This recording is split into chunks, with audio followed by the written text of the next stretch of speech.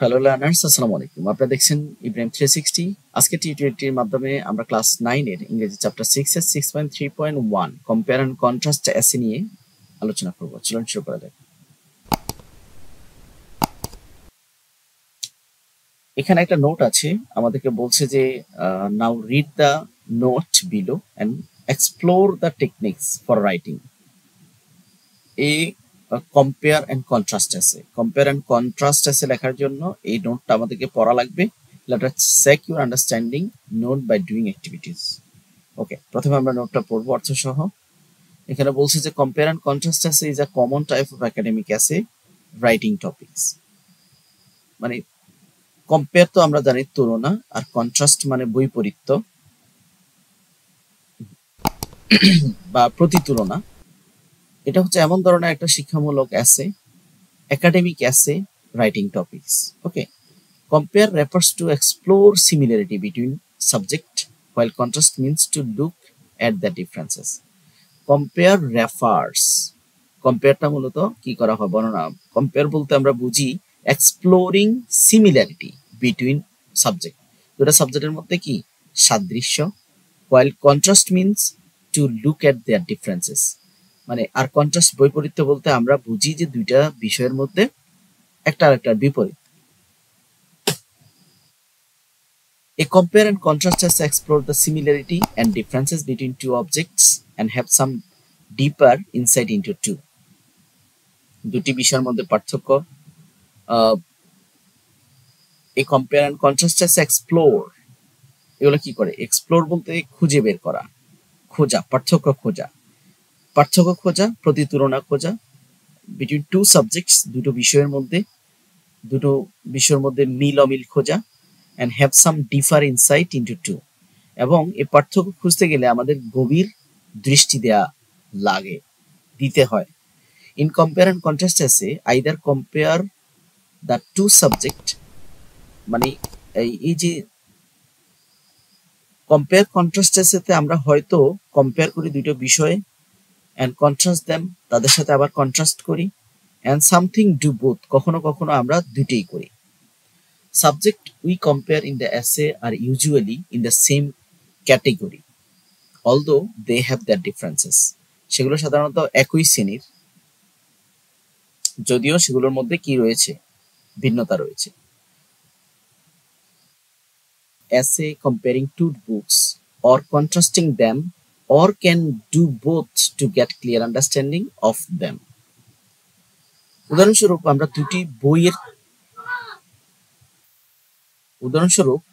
দুটি বইয়ের তুলনা করে তাদের বিপরীতে একটি প্রবন্ধ লিখতে পারি, বা তাদের স্পষ্ট বোঝার জন্য উভয় করতে পারি। It can be two movies, two cities and two schools. এভাবে দুটি চরিত্র, দুটি শহর বা দুটি বিদ্যালয় নিয়ে আমরা কম্পেয়ার কন্ট্রাস্ট লিখতে পারি। When we write a compare and contrast essay, we try to make connection between two subjects. আমরা যখন তুলনা বা প্রতিতুলনা রচনা লিখি, আমরা দুটো বিষয়ের মধ্যে সম্পর্ক তৈরি করার চেষ্টা করি, that are not obvious but illustrate the subtle, surprising or unexpected similarity and differences between subjects. যেটি স্পষ্ট নয় কিন্তু বিষয় দুটির মধ্যে সূক্ষ্ম, বিস্ময়কর বা অপ্রত্যাশিত মিল বা অমিল ব্যাখ্যা করে। So write a compare and contrast essay. We need to use your observations. মানে compare and contrast essay লিখতে হলে আমাদের প্রয়োজন পড়ে কি করার জন্য? Observations and analytical skills. আমাদের পর্যবেক্ষণ এবং কি অ্যানালাইসিস করার ক্ষমতা। টু পে ক্লোজ অ্যাটেনশন, যাতে আমরা কি দিতে পারি? মনোযোগ দিতে পারি। টু দ্য ইস্যু, ওই বিষয়টার উপরে। অ্যানালাইজ দ্য ইনফরমেশন, ওই বিষয়টা আরেকটু বিশ্লেষণ করতে পারি। অ্যান্ড মেক মিনিংফুল আর্গুমেন্টস, এবং অর্থবহ একটি যুক্তিতর্কে বুঝতে পারি about the issues and to compare, যাতে আমরা পরবর্তীতে এটা তুলনা করতে পারি। তো এই বিষয়টা পড়ে আমরা কি বুঝলাম? এখানে wedge to write compare and contrast আছে। আমরা দুইভাবে কম্পেয়ার অ্যান্ড কন্ট্রাস্ট আছে, দুই প্রকার, ব্লক স্ট্রাকচার, একটা হচ্ছে পয়েন্ট বাই পয়েন্ট স্ট্রাকচার। তো there are couple of ways to write compare and contrast আছে। ব্লক স্ট্রাকচারটা মূলত কি? ব্লক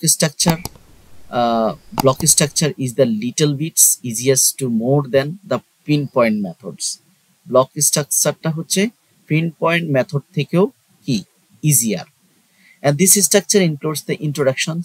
এই স্ট্রাকচারে ইন্ট্রোডাকশন থাকবে, বডি প্যারাগ্রাফ থাকবে, 2 বডি প্যারাগ্রাফ থাকবে এবং কনক্লুশন থাকবে।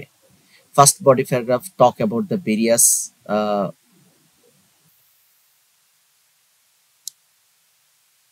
there are couple of ways to write compare and contrast essay. বিভিন্ন ভাবে compare and contrast essay লেখা যায়। একটা হচ্ছে ব্লক স্ট্রাকচার। তো block structure is a little bit easier. Block structure হচ্ছে point by point structure essay থেকেও easy. This structure includes introductions, যেখানে ইন্ট্রোডাকশন থাকবে, 2টা বডি প্যারাগ্রাফ থাকবে, এখন একটা কনক্লুশন থাকবে। তারপর বলছে দ্য ফার্স্ট বডি